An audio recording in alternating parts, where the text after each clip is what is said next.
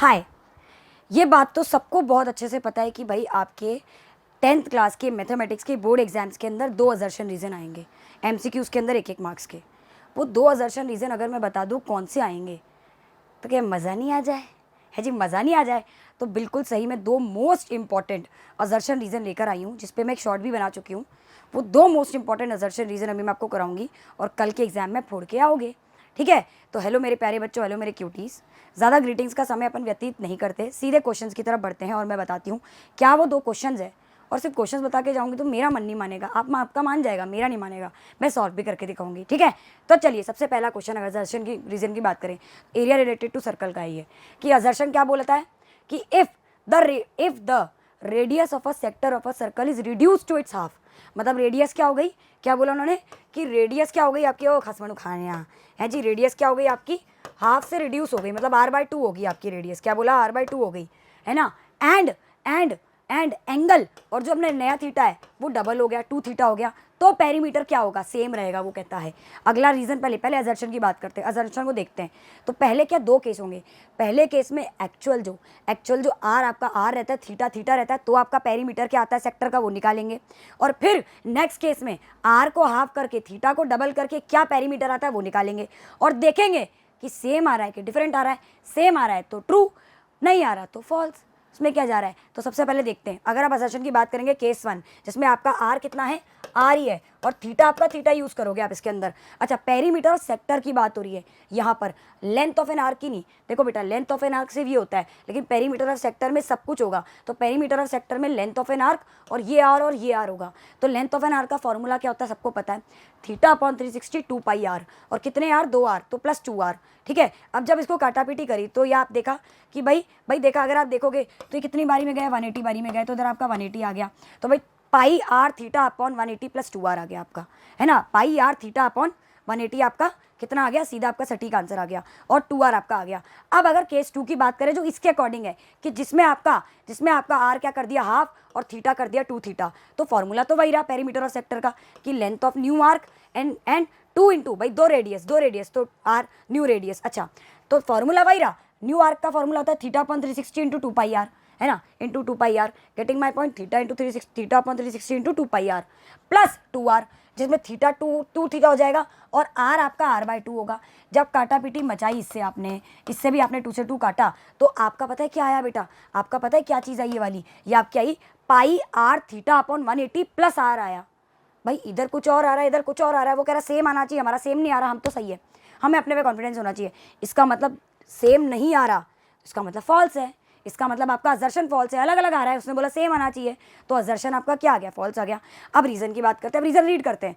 The length of the arc, किसकी, सिर्फ इसकी बात हो रही है बेटा, सिर्फ किसकी बात हो रही है, the length of an arc of angle theta, है ना, सेंटर ऑफ द सर्कल। भाई लेंथ ऑफ एन आर्क का फॉर्मूला क्या होता है, θ/360 इंटू 2πr, 2 से कटा 180 बारी में, तो थीटा इंटू πr/180 डिग्री, यही तो है, θ/πr/180। तो मतलब लेंथ ऑफ एन आर्क जो होता है ना, उसका तो फॉर्मूला यही होता है, जिसको आगे पीछे काट के यही निकला आपका फाइनल।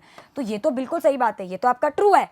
इसका मतलब आपका असर्शन फॉल्स, रीजन ट्रू है। इसका मतलब असर्शन फॉल्स, रीजन ट्रू, मतलब ऑप्शन डी इसका फाइनल आंसर होगा। ये आपका पहला असर्शन रीजन था। अगर मैं दूसरे असर्शन रीजन की बात करूं तो एक आपका प्रोबेबिलिटी वाला आ गया, ये वाला था। अच्छा, ये प्रोबेबिलिटी का, प्रोबेबिलिटी वाला था, सॉरी, इसके अंदर इसका आंसर होगा डी, वो अपन ने प्रोबेबिलिटी वाले पे आंसर दे दिया। हाँ जी, अब देखिए इधर, अब इसकी बात करते हैं, प्रोबेबिलिटी वाले की बात करते हैं। अब एक प्रोबेबिलिटी का बहुत प्यारा है संडे मंडे वाला, ठीक है, ऐसे क्वेश्चन ज़्यादा आते हैं भाई। The probability that a leap year, क्या बोला, the probability that a leap year has 53 Sundays 2/7। Leap year क्या होता है, जिसमें 366 डेज होते हैं भाई, फरवरी जिसमें 29, और leap year non leap year जिसमें 365 डेज जो अपना चल रहा है अभी, है ना, ये अपना नॉन लीप ईयर चल रहा है। अगर मैं इसकी बात करूं तो प्रोबेबिलिटी आपकी उसने बोली है, अगर लीप ईयर होगा तो 53 संडे के आने की 2/7 है। पहले असर्शन चेक करते हैं। तो देखो भाई, आपको पता है लीप ईयर, एक लीप ईयर में 366 डेज होते हैं, है ना, मतलब, और कितने वीक, एक वीक में 7 दिन होते हैं, तो नंबर ऑफ वीक्स कितने हो गए पूरे ईयर में भाई, एक वीक में 7 दिन, 7 से डिवाइड करा तो 52.2 डेज, मतलब 52 वीक्स एंड 2 डेज, जिसमें 52 वीक्स मतलब हर वीक का एक संडे तो हो गई, इसका मतलब 52 वीक्स तो 52 संडेज तो पक्के हो गए आपके, 52 संडेज तो पक्के ही हो गए। अब बात करते हैं इन 2 डेज़ की। अब ये 2 डेज़ में आपकी सारी प्रोबेबिलिटी खेलेगी। अब ये 2 डेज़ आपके 53 संडे, 53वां जो संडे होगा उसमें गेम खेलेगा। ये 2 डेज़ में आपके क्या पता, ये 2 डेज़ में संडे मंडे आ जाए एक साथ, या मंडे ट्यूसडे आ जाए, या ट्यूसडे वेडनेसडे आ जाए, या वेडनेसडे थर्सडे आ जाए, या Thursday Friday Saturday, Saturday Sunday. अब इन दोनों बार में संडे कितनी बार आया, या एक बार मंडे के साथ आया, एक बार सैटरडे के साथ आया। टोटल आउटकम्स कितने आए, 7, और उसमें से संडे कितनी बार आया, 2। तो इसका प्रोबेबिलिटी 53 संडे आने की प्रोबेबिलिटी कितनी होगी, 2/7। भाई टोटल आपकी इसमें से कितने आउटकम्स बने, 7 बने। उसमें से 2 बार संडे आया, एक बार मंडे के साथ, एक बार सैटरडे के साथ, तो 2/7। इसका मतलब इसका आंसर आपका ट्रू है। ये तो असर्शन तो ट्रू है क्योंकि 2/7 आ रहा है। अब रीजन चेक करते हैं। रीजन क्या बोलता है, the probability that a non leap year 53 Sunday है। अब नॉन लीप ईयर की बात हो रही है और इसमें 53 संडे की बात हो रही है, लेकिन प्रोबेबिलिटी 5/7 बोली है। चेक कर लेते हैं। सेम चीज़, नॉन लीप ईयर में 365 डेज होते हैं मैडम जी। एक वीक में कितने 7 दिन होते हैं, डिवाइड करा तो आपके कितने वीक आ गए, एक साल के अंदर 52 वीक्स, 52.1 दैट इज 52 वीक्स एक दिन। 52 वीक्स है तो पक्का आपके 52 संडे तो पक्के हो गए, उसको तो हटा दो। अब इस एक की बात होगी। अब ये एक दिन 53rd संडे के लिए कुछ भी हो सकता है। एक दिन संडे भी हो सकता है, एक दिन मंडे भी हो सकता है, एक दिन Tuesday Wednesday Thursday Friday Saturday, हो तो कुछ भी सकता है। हमें कैसे पता कि संडे होगा, बट इसकी प्रोबेबिलिटी क्या होगी, number of favourable outcomes upon total. भाई टोटल आउटकम 7 निकले, इसमें से संडे एक ही बार आया है, तो इसकी प्रोबेबिलिटी 1/7 होगी। यहाँ क्या लिखी गई है, 5/7 होगी। हम सही हैं, हमें अपने पे कॉन्फिडेंस है, हमारे कंसेप्ट पे कॉन्फिडेंस है। इसका मतलब 1/7 सही है, ये गलत है। इसका मतलब हमारा जो मतलब ये तो आपका सही है, लेकिन जो हमारा रीज़न है वो फॉल्स है।